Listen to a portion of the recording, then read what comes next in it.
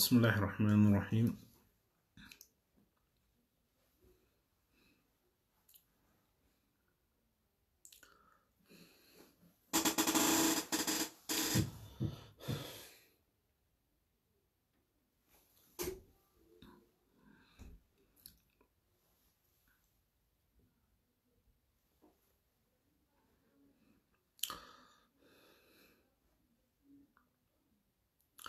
بسم الله الرحمن الرحيم. شير ولا إن شاء الله نموني كانك دامس كان نجاهنوف.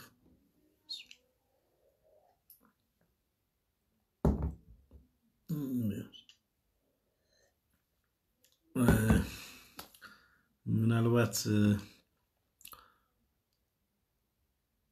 خير إن شاء الله. أما بسم الله الرحمن الرحيم. جرس جنتا كينيت سنة. أكو مسألة بريس توري سالة مفروبي تنسينا جري توري أنا ما لما مفروبين جهنان لايبسين ولا موبايل تكو موبايلين دبت كيبوردين وجتشو دي سبب كان في توري أتشبه دمو فأنا معرفتين أمس دبرسين أما ورا مفات دفه. بسم الله الرحمن الرحيم. الحمد لله الصلاة والسلام على رسول الله صلى الله عليه وسلم. أكما بيكمو ربين يرو أما كان كيست إلمان نما حاله الدعان قرما تاجرة نبوني ربين دقتني هم نسا إنيوم ماسا دقتني كان رب ما المسا دقتني كان مو سبب الدداتين وان إسراء يقمو وان ربين إسراء كإلمنا ما دقته حال الددا كيست يروني بوبئي أرقمو كان الرتي ربين قرماتا كورونا كان في دي سبب قدي إلمنا ما جنكي كيس سيني جرا كان بكجروت همنك أبنا ورجلن أكا الدنيات أمتا قدا كان قبل بيه شاينا را أكا الدنيات دينا قديف همنان الرجالات كفا كان تاتي أمريكا دبلته تكنولوجي الآن حالة صدركا درار كان جرو أوروبا دبلته بوباء كابينيا بوباءتين صدركات كفار كان جرت سعودي دبلته بي أفريقيا هندنوم الدنيا نقطن إنك كيس سيني سبب كوروناتين كورمات جبا كيس جرا حالا كان كيستي ربين أكنو إست ديبنو أكنو إسرا كجيلو أكنو كراسات ديبنو سبب قدي ونكنا وان في دي جروف لابني إلى لوك أبنه إن في ذلك لإبرة لأولي الأبصار كما نجدتو سنة كيسا وكان كان كيسا ورى اتيادنيف ورى إرابرتنوف كيسا وان إبرة ورى يادنوف ورى وعلالو دندانوف أس كيسا برمسة تجرى وان إرابرتن تجرى أكم ربي جدتي أنا كيسا وسونينو برنو هدولا كورونان وكان فيروسين ولو ما قلت وان إجام ملتو متي ganda keessa klinikin ittiin fayyadamuun isaanis ilaalamuu hin dandeessu. Vaayirasii ilaaluudhaaf elektiroonik maayikirooskooppii barbaada. Yoo bicatee yeroo 100 guddisee waan mul'isu maayikirooskooppii akkanaa barbaada jechuudha. Akkana arguudhaaf akka biyyaattis salphina guddaadha. Akka addunyaattis waan ittiin qophaa'amneef fakkeenyaaf akkan odeeffannoo qabutti reefuma biyya adda addaa irraa kadhatamee seenaara malee kan akka biyyaatti meeshaan kana sakatta'u tokko qofa jira jechuun dhagahe. Haala kana keessatti ilmi namaa humna qabaa dandeettiin qabaa osuma jedhu rabbiin anaan qormaatiin jira.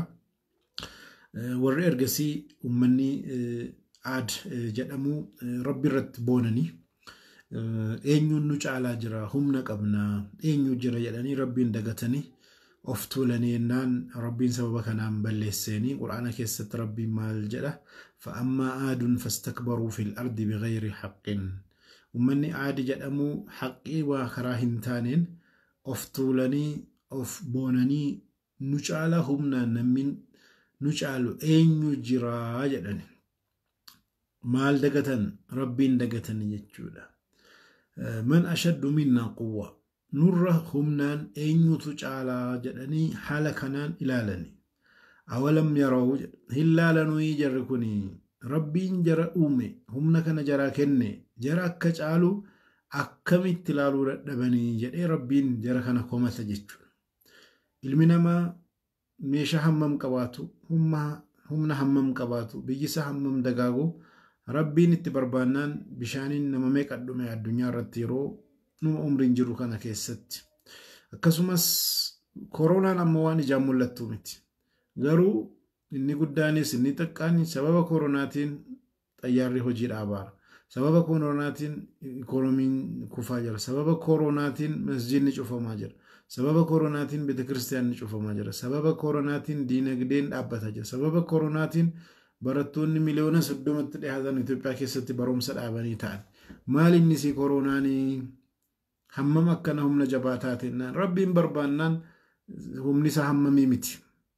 Waan humna hin qabne wannuma na bira jiru dhihoo kana humnatti godhee ilma namaa kanaan cinquu qormaatatti seensisuu rabbiin danda'aadha.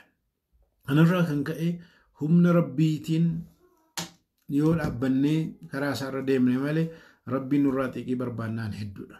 Asirratti baramuu kan qabu koronaan haa ta'u HIV haa ta'u ammaaf qoricha haa dhabanu malee qoricha hinuma qabaatu. Maaliif ergamaan rabbii rasuulli rabbii sallallahu alaihi wasallam rabbiin dhukkuba kamuu qorichaa waliin uumee dulloomina malee jedhan. Dulloomina ufatu qoricha hin qabne. Kaan hundinuu qoricha wajjiniin rabbi uume. Namni beeke namni wallaale barbaadaa jedhan. Qorichi isaa maalii kan jedhu barbaaduun hojii ilma namaati jechuudha. Akkamitti wanni kun badaa hojii ilma namaati jechuudha. Kanarraa kan ka'e hundinuu qoricha argata. Har'a qoricha argannaan kun kan biraa immoo rabbiin fida jechuudha. Bara baraan ergasii fanxaaxaan waa meeqa fide, achiin booda HIV waa meeqa nama meeqa fide. Amma immoo koronaan waggaa muraasa ture, saarsiin cinqi ture biyya adda addaa irratti. Garuu maal inni koronaan bal'inaan biyya addunyaa waliin gahe, biyya addunyaa hedduu keessatti almost biyyi inni ittiin seenne hin jiru hamma jedhamu bira gahaara jechuudha.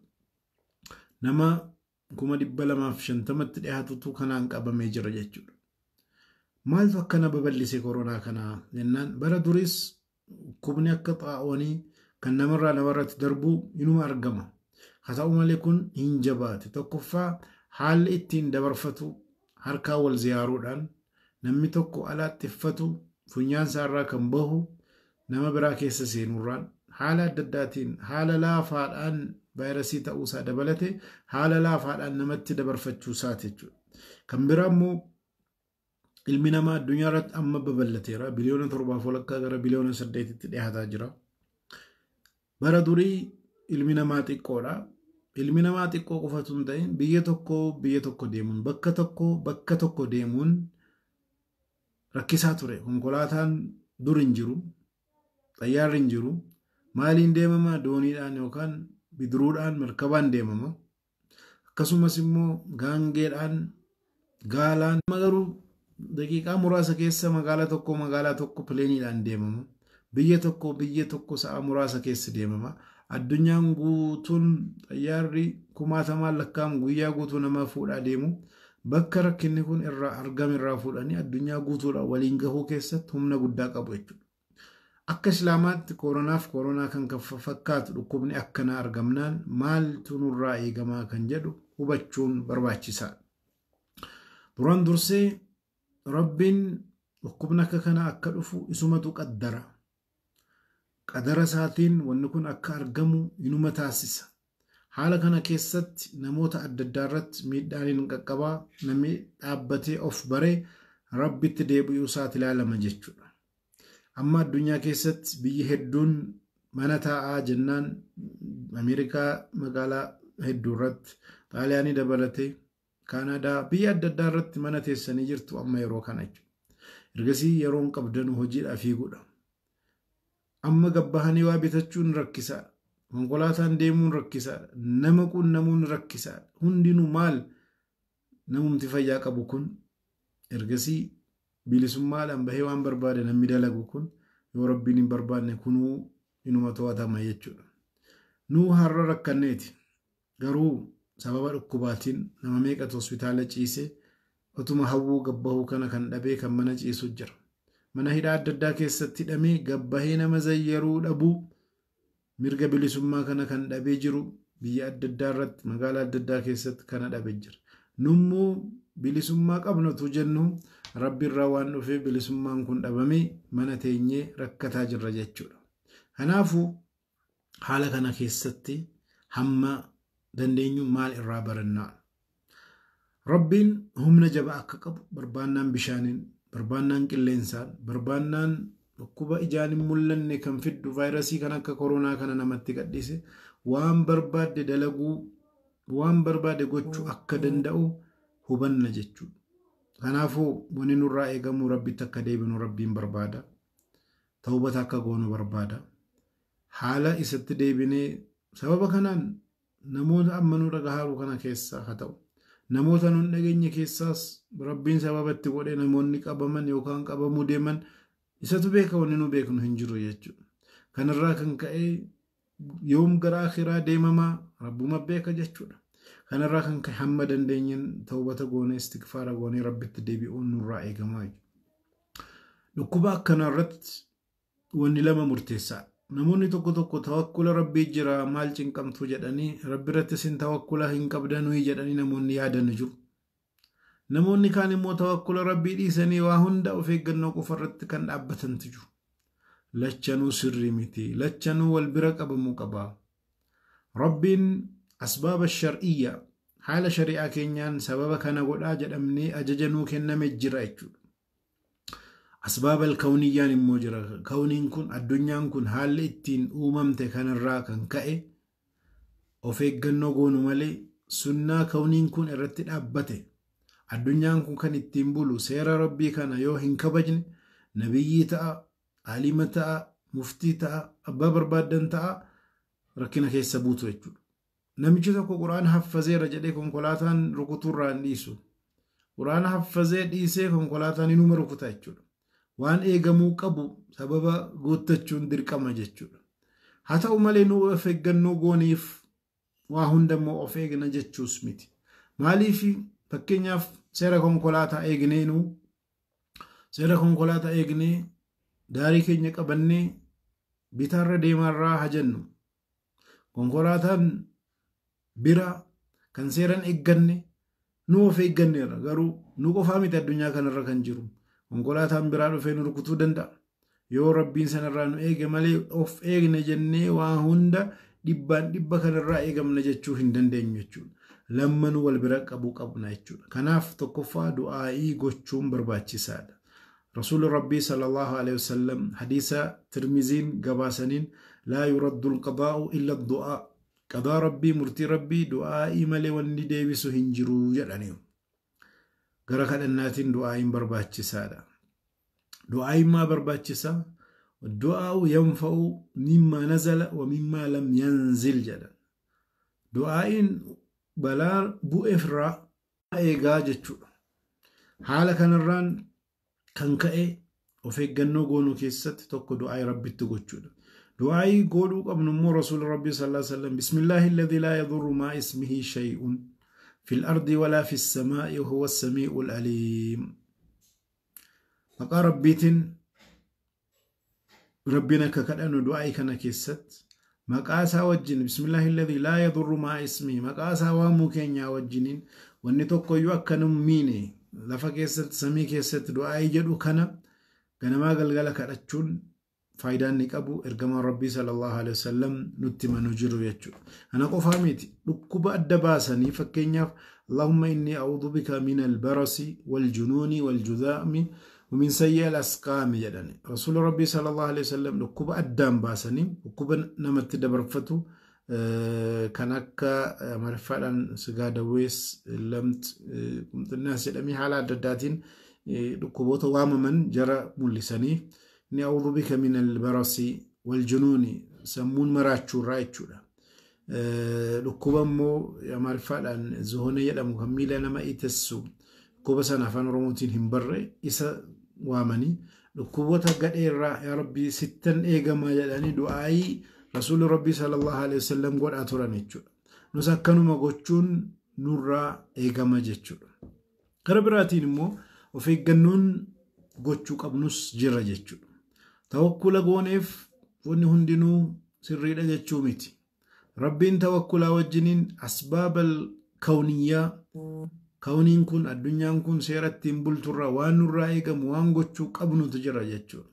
Otuma kan utu tawakkula ta'e sila rasuula rabbii sallallahu alaihi wasallam waa'ee tawakkulaa qofan himanii nutti dhiisu jechuudha. Haa ta'u malee of eeggachuu akka qabnu sababa adda addaatiin nutti himaniiru. Fakkeenyaaf hadiisa rasuula sallallahu alaihi wasallam firru min al-majzumi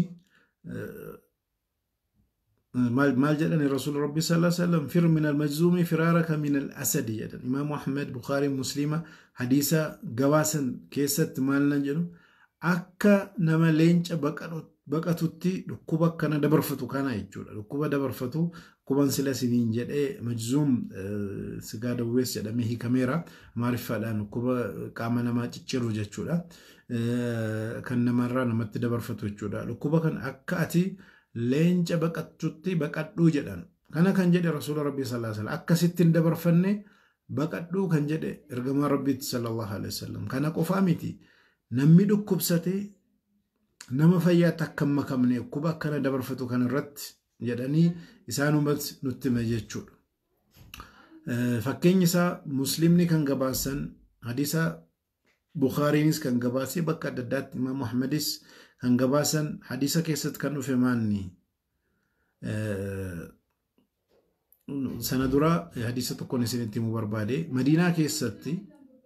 Madiinaa keessatti nama tokkotu warra Thaqiif ummata Thaqiif jedhamurraa bay'aa gochuudhaaf rasuula rabbii sallallahu alaihi wasallamitti gara Madiinaatti dhufe. Namichi kun dhukkuba namarraa namatti dabarfatu irra ture jechuudha. Maal jedhaniini akka nama kaan hin qabne deebi'ii jedhani innaa qad baaya'naaka farji jedhan warra kaan harka ziyaaranii harka qabanii bay'aa godhaa turan namicha kana garuu harkaan bay'aa godhanii harkaan ziyaaranii bay'aa gochuu dhiisanii ati deebi'ii akkanumatti bay'aa si gooneerraa waadaa siin seennee jirraa walii galtee harka ziyaaranii waliin godhamu kana gooneerraa jedhan rasuula rabbii sallallahu alaihi wasallam jechuudha. Haala kanarraan kan ka'e hadiisa biraa irratti immoo hadiisa Bukhaariif Muslim gabaasan hadiisa sila isinitti immoo yaada irratti laa yuridul mumridu alal musih jedhan namni dhukkubsataa ta'e kun bakkanaan dabarfatuun dhukkubsataa ta'e nama fayyaatti hin makaminii jedhanii rasuula rabbii sallallahu alaihi wasallam dhaamanii jiru jechuudha. Namni dhukkubsataa ta'e dhukkuba akkanaatiin nama fayyaatti hin dabarfatanii jedhan hadiisatti akka namaattis dhufeera akka gaalaattis dhufeera. Bakka tokko irratti kan dubbatame maalinni gaala bishaan dhuguudha yeroo deemanii gaalli dhukkuba qabdu kan gaala biraatti dabarsitu wajjiniin bishaan dhuguudha akka hin dhufne gaala kaanii waliin qobaatti akka dhufuu qabdu rasuula rabbii sallallahu alaihi wasallam himanii jiru jechuudha. Gara biraatiin immoo dhukkubni akkana namarratti biyya tokko keessatti magaalaa tokko keessatti maaltu nurraa eegama maal jedhan rasuula rabbii sallallahu alaihi wasallam izaa samiitum bixxaa'uuni bi'ardin falaa tadkhuluuhaa biyya tokko keessatti lafa tokko keessatti magaalaa tokko keessatti dhukkubni akkana namarratti dabarfatu yeroo argame isin magaalaa sanarraa ala yoo taatanii magaalaa sana hin seeninaa jedhan yoo magaalaa nu jiraannu ta'e فإذا وقع بأرض وأنتم بها فلا تخرجوا منها مغالا إسن كيس جراتن وكيس تمو يو أرقمي مغالا كان الراهم بهنا جلاني رسول ربي صلى الله عليه وسلم أما واني قدان قد أمارو مالني mana ta'a manaan ba'ina namni dhukkubsate qobaatti kwarantaayinaa godhamu addatti baafame waanuma rasuula rabbii sallallahu alaihi wasallam himanii jechuudha. Bakka dhukkubni argametti hin seenina keessaas hin bahina jedhanii waanuma isaan himantu ta'aara jechuudha. Garuu rabbiin qadara isaatiin dhukkubni kun argame fitnaa hedduu dhufaa jira akkuma ilaalaa turre.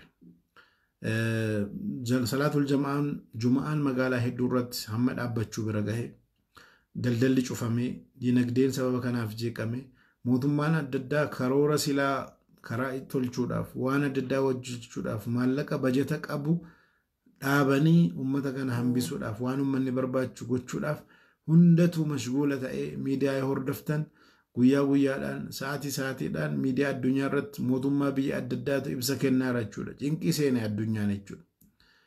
Maaltu isa cinqee jennaan waraana kamtu dhufeennaan waraana ijaan hin mul'anne rabbitti erge jechuudha. Hamma salaatul jamaa namni gaafa rakkate rabbitti baqata, mana rabbii deema, jamaa deema, ummata bira dhaqee tasgabbaahee waliin ibaadaa godha. Amma mana rabbii sanatu cufamuu jedhama. Masjida cufamuu jedhama. Maalii jennaan dubbiin jabaa ta'uusaa irraa hubanna jechuudha. Kanarraa kan ka'e ergamaan rabbii sallallahu alayhi wa sallam wanna akkanaa yeroo argame akka muslima tokkootti maal nu dhaamanii jiru laata kan jedhu walumaan laaluun barbaachisaadha. Namichi tokkotu gaalasaa hidheen rabbitti tawakkula godhamu otuun hidhiin rabbitti tawakkula haa godhu jennaan gaala kee hidhiiti rabbitti tawakkula godhii jedhaniin. Tawakkula kan goonu sababa guuttanneeti. Ammoo dubbiinootii diinii bira dhufee maal wayyaa diin al-islaam keessatti maqaasida shari'aa jedhamee kan beekaman 5 keessatti inni tokkoffaa diinii eeguudha. Hifzaddiin inni lammaffaa lubbuu namaa eeguudha. Inni sadaffaa sammuu namaa eeguudha. Inni afuraffaa kabaja namaaf sanyii namaa eeguudha. Inni shanaffaa kaan afuraffaa godhaniiru maallaqa namaa eeguudha. Amma silaa diiniiti dursa waan diiniin dursuuf ilmi namaa shahiida ta'a. Diiniidha jecha. Garuu amma lubbuudha baqachuu keessa akka salaanni jamaa hafu godhamaara. Maal inni wanni kun waliin faallessu jedhee namni itti dhagahamuu danda'u jira. Waliin faallessu. Rabbiin salaatul jamaa'aaf salaatul jama'aa akka ta'u diinil islaamaa keessatti kan godhame maalii fi jennee asbaaba isaa yoo laalle bu'aa ummataa waan qabuudhaaf, faayidaa ummataa waan qabuudhaaf, waliin jamaa'aadhaan ta'uun faayidaan ni qabu, bakki ni qabu guddaa ta'uun, ajiriin ni qabus kan guddeeffame, faayidaan ni qabus kan guddeeffame, walitti dhufuudhaan ganda tokko keessa warri jiraatu jamaa'aadhaan wal ergu, torbiitti immoo warri ganda walitti dhiyaatu keessa jiru immoo masjida keessatti jumaa masjida tokkotti walitti dhufu, akkasumas magaalaa tokko keessatti warri immoo jiranu gaafa iidii walitti dhufanii bakka tokkotti waliin salaatu. Haala kanaan jamaa'aan walitti dhufuun faayidaa hedduu qaba. Amma salaatan namoonni tokko tokko masjidni cufameenaan salaata dafee jedhanii rifachuu jira. Salaanni yoomuu hin hafu. Salaanni yoomuu hamma ilmi namaa rubbuudhaan jiru hamma sammuusaa of wallaalee majnuuna yookaan hamma inni maraannetti ilma namaa irratti dirqama jechuudha salaanni waan hafumi. Amma maal tafe jamaa'aatu hafe malee salaanni hin hafne. Kunuu akkam ta'a. Sababni koronaan kun ittiin nama qabaa jiru maali jenne yoo laalle tokkoffaa namoonni harkaan wal ziyaaruudhaan dabarfata. Namni axxiffate funyaan isaarraa afaan isaa keessaa wanni bahu nama biraatti dhaqee seenu namni biraa immoo sana harkaan fuudhee nama biraatti wal qabsiisuudhaan walitti dhufuu kanatti fidaara jedhamee akka namni walirraa fagaatu godhamaara. Kanarraa kan ka'e walitti dhufuun kunuutu rakkina ta'aa jira jechuudha.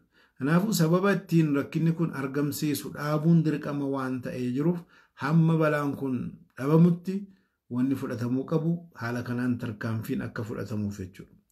Kana dhiifnee maal rakkina qaba tawakkulan godha jechuun sirrii miti. Umar ibn al-Khattab radiyallahu anhu amir al-mu'minin yeroo ture musliimoonni injifannoodhaan Bayt al-Maqdisiin injifatanii waamame jechuudha furtuu fudhachuudhaaf. Yeroo nu deemu magaalaa adda addaa seenaara magaalaa inni seenu tokko keessatti dhukkubni akkanaa wabaa kan namarraa namatti dabarfatu xaa'uunni wayi argamnaani hadeebinuu jedhan.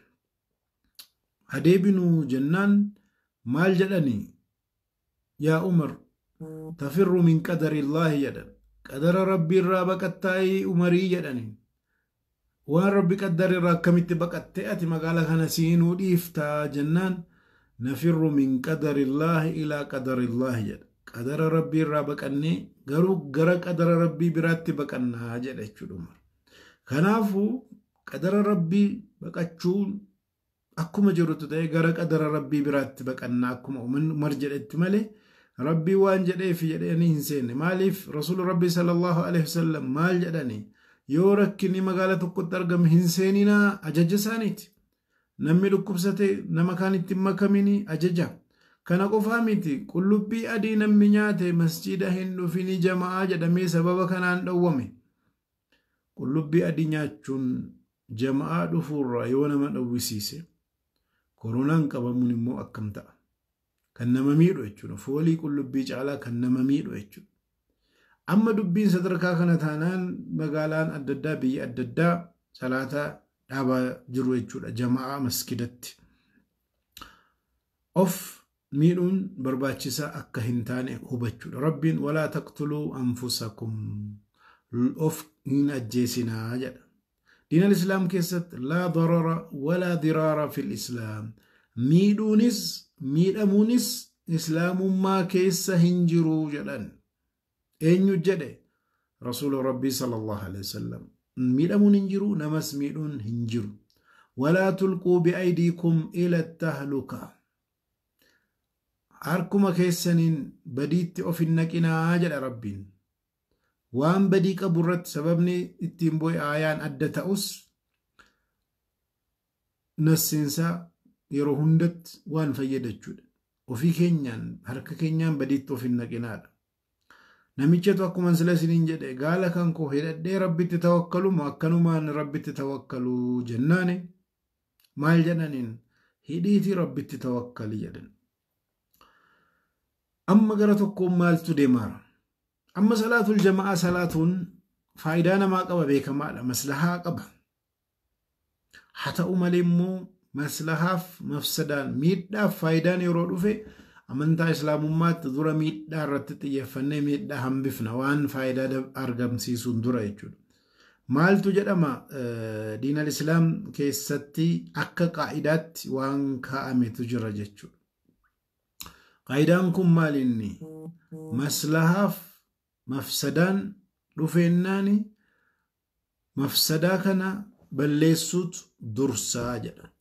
Kanarra haala kanaan deemnee dura dar'ul mafaasidi muqaddamu ala jalbil masaalih akkuma jedhametti kanatu dursa jechuudha. Maslahaan ummanni ittiin wal arganii jamaa ittiin fayyadamanii argatanu kana caalaa dhukkuba kana balleessuutu bakka qaba dura jechuudha.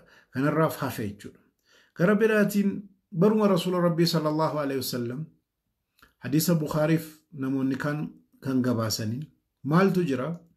Gaafa bokkaan jabaan dhufe, gaafa qilleensi qorri jabaan dhufe, salaata azaanii irratti maaltu jabalama? Alaa salluu fi rihaalikum. Mana keessanitti salaata masjidan dhufinaa jedhamee bara Rasuula Rabbii sallallahu alaihi wasallam godhama. Azaaniin hin baha. Garuu ummataan hin dhufinaa jedhama. Hayya ala salaa akkuma gara salaataatti kottaa bakka jedhamutti, hayya ala alfalaa akkuma jedhamutti, alaa salluu fi rihaalikum jedhama. Asirratti ulamoota hedduu irratti khilaafni tokko illee hin jiru. Khilaafni illee yoo jiraate hayya ala salaa jedhamee ka'ee dhumarratti alaa inni sun hafee jedhamaa kan jedhu irratti malee akka jiruun alaa salluu fi rihaalikum mana keessanitti salaataa kan jedhu baruma Rasuula Rabbii sallallahu alaihi wasallam jira. Kana qofaa miti.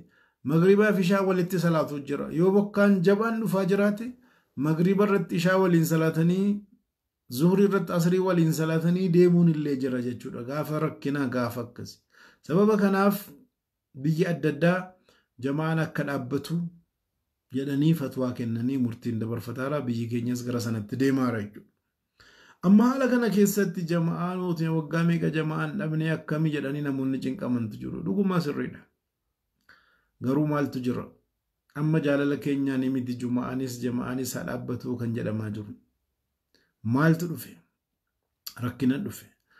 Abi Muusaa al-Ash'arii kan gabaasan Bukhaariin kan Abu Muusaan kan odeessanii Bukhaariin kan gabaasan hadiisa irratti izaa marada al-abdu aw saafara nam jedhan Rasuula Rabbii sallallahu alaihi wasallam. Namichi tokko yoo dhukkubsate kataba Allahu Rabbiin yoo inni musaafira ta'ee deeme كتب الله له مثل ما كان يعمل صحيحا مقيما غافني عافيا قبو غافني بيجرو أجريني أرغتو سنة rabbiin barreessaa fi jedhan Bukaarii gabaasan jechuudha. Dirqamnee taanaan haala kanatti jechuudha. Amma akka addunyaan keessa jirutti haala argaa jirutti biyya hedduu irratti rakkinni dhufaa jira. Rabbiin dhukkuba kanarraas nus ummata keenyas habaraaru du'aayii gochuun barbaachisaadha. Yoo rabbiin jedhinii namni tokko qabame yoo namni hundinuu haala adda addaatiin dhukkuba kanaatiin qabamuu keessatti rabbiin yootti murteesseennaan namatti dhufe maal haguunuu kan jedhutu dhufa. Inni dura rabbiin dhukkuba hundaafuu qoricha akka dhuume wajjiniin baranii qoricha isaa barbaaduudha. Harratti HIVdhaaf qoricha haa wallaalamu, koronaaf haa wallaalamu malee qoricha qabaachuun isaa diinal islaam keessatti himameera.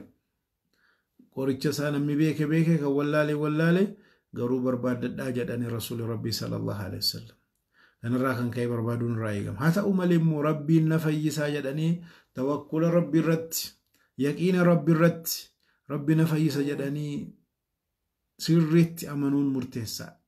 Bara rasuuli rabbii sallallahu alaihi wasallam jaarsa tokkotu dhukkuba qabame. Dhukkubaan qabameennaan dhaqanii ziyaaraniini. Ziyaaruu qofaa miti tahuuran insha Allah jedhan. Laa ba'asa tahuuran insha Allah. Abshiruu hin fayyitaa. Rabbiin badii keessiif dhiquudhaa fi qulqullooftaa abshiruu hin fayyitaa jedhanii du'aa goonaan namichi immoo waan sharri qofa yaada. Rakkinni tokko argamnaan namoota akkanaa jee yeroo hundumaa rabbiin na fayyisaa jecha rabbiin na ajjeesaa jedhanii namoonni yaadan. Khayriin kan itti mul'anne jechuudha. Tafaa'ula kan hin qabne tashaa'uma namoonni dursanu jiru jechuudha. Rasuula rabbii sallallahu alaihi wasallam akkana jennaan namichi maal jedhe? طهور جتني جد بل هي هم تفور على شيخ خبير كي تزيره القبور جد مال جتشودا طهور نانجتني نقول كله فتا إن فيتا نانجتني إيسا جدا بل هم تفور مال جدا ما فاني أورم فان هو إنا جسمنا ما هو إنا لك باتي كوبني أما كورونا فيدو هو إننا ما على دبلو جتشودا حال سنة جتني كانت دفت وان جبا جدي ما جدن على شيء كبير جد جارس عمرين ديمي نتدفت كي تزيره القبور قبري زيارة قوچودا غرا قبري نمي چفوت ديمو داف دفت جد حچما رسول نمي چفولا الالني فنعم اذن يو اتجت غا دغما جدني نمي حچما نمي چوتو من توريندو اچود رسول ربي صلى الله عليه وسلم غير خيري تتفاؤل قدن وهند خيري ربي نفيسا ننقل كلها إن شاء الله يقينا ربي الروان غاري ايغونو تجرو بدي أن دومي فايدان كبو وان ما كان يدون سري متي مالي في حديث القدسي كيستي ربي مال جد أنا عند عبد ظني بي غربيچكو بك إن التنايادتنا أرغتا جد yoo rabbiin akkana waan gadhee natti godha jedhe waanuma gadhee sana sitti dhufa. Yoo rabbiin waan khayrii sana naafida jette khayrii sana dhufa. Rabbiin akkamitti eegde akkati eegde sanatti rabbiin argattaadha dubbiin. Rabbiin na ajjeesennaan dhuguma si ajjeesa jedhanii waan khayrii yaannaan akkasuma. Maaliif qadara kan jijjiiruu danda'u isa harkasaa jira wanni hundinuu jechuudha. Kanaafuu waan khayrii yaaduun dhukkubsannes kubsachuu baannes yeroo kamuu waan khayrii rabbiirraa hawwuu malee miidiyaarraa waan adda addaarraa dhageenye dhumne banne akkana taane jennee waan farrisaa qofa ofitti yaaduun sirrii akkan taane laaluun barbaachisaadha jechuudha. Harkasaa kan jiru rabbi waan barbaade nutti dalagaa jechuudha. Kanarraa kan ka'e hamma dandeenyuun khayrii yaaduu qabna. Hamma dandeenyuun tawbaa gochuu qabna. Dhuguma miidiyaan hedduu dubbataara. Miidiyaan hedduun dubbata jechuun wanni kun sadarkaa guddaa qabas jechuu miti. Jannata seenuu yookaan jahannama seenuu miti. Silumaa ilmi namaa du'uunsaa waan oolu miti. Haa ta'u malee qormaata jabaa kana keessatti akkamitti keessaa baanaa tokko. Lammaffaa badiinuu zambiinuu rabbi irratti dalagnee tawbata hin goone jira. Sadaffaa hedduu kana Itoophiyaa irratti namni tokko argame jennaan ummata hedduutu ergasii saanitaayizer saabunaa alkoolii eessuma jira jedhee namni yaadanne hundinuu haaluma jabaa ta'een suuqiitti bahamee wanni bitamu wanni maal godhamu hiriira jajjabaadhaan saanitaayizarii bituun cimaa ta'e jechuudha. Gara tokkoonis khayrii qaba jechuudha. Namni qulqullina kana of dagatee of tuffate yeroo inni jiru kana keessatti rabbiin kana fideefi haala kana keessatti akka inni itti xiyyeeffate ilmi namaa of eegu qulqullina isaa eeggatu diinal islaam qulqullina irratti hedduu dubbatus musliimoonni akka diinal islaam dubbatan irra hin jiranu. Haqiiqaa dubbanna jennaan qulqullina irratti diinii keenya sadarkaa guddaa kennamus ilmi namaa sadarkaa sanarra hin jiru. Ammoo bishaaniin dhiqachuun hin gahu, alkooliin yookaan saanitaayizariin yookaan saamunaan ta'uu qaba, sakandii 20 ta'uu qaba, sirriitti sukkuumamuu qaba.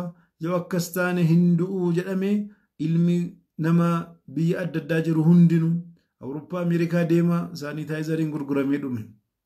Biyya adda addaa deema saanitaayizariin dhume. YouTube irratti yoo deemtan akkamitti mana keessanitti saanitaayizarii tolfattu viidiyoo kana gadhiifama. Maaliif? Cinqiin namaa hundi gara kanatti dhufe jechuudha. Ergasii saanitaayizarii mee warri dhageenyaa barumsa kanaa dhagaharu nama meeqa tuquba qaba? Nyaata nyaachuudhaaf waan adda addaa tuquudhaaf itti yaadnee beekna. Ammoo kanatu dhufee akka nu gara kanatti xiyyeeffannu nu godha jechuudha. Kanaafuu gara tokkoon rakkina ta'us gara tokkoon immoo akka rabbitti deebinu, akka of hubannu, akka of laallu, akka waan hambifne, waan nurraa hafe akka sirreessinutti sababa ta'ee nu gargaaraa jira. Sababa kana keessatti itti fayyadamne, sababa kanaatiin miidhamnus miidhamuu baannus, sababa kanaatiin namni nu beeknus miidhamus. Kana caalaa yoo dubbiin jabaate garan taane yoo deeme waan nama gaddisiisu hedduutu argamuu danda'a. Viidiyoon argaa jiru tokko tokko waan nama suukanneessu. Ilmi namaa namni qabaruu dhabamee karaa daariitti kukkufee waraana qabaraa jira jechuudha. Biyya Iraanitti biyya adda addaa irratti viidiyoo ala arginu jechuudha. Gara sanatti akka rabbiin nu geessinee du'aayii kadhachuun akkuma jirutti ta'ee of eeggannoo cimsuu qabna. Amma namoonni hedduun guyyaadhaan hojii hojjetanii waan hojjetan sana irraa namoonni nyaatanii bultii jaraa sana irratti dhaabbatantu jiru.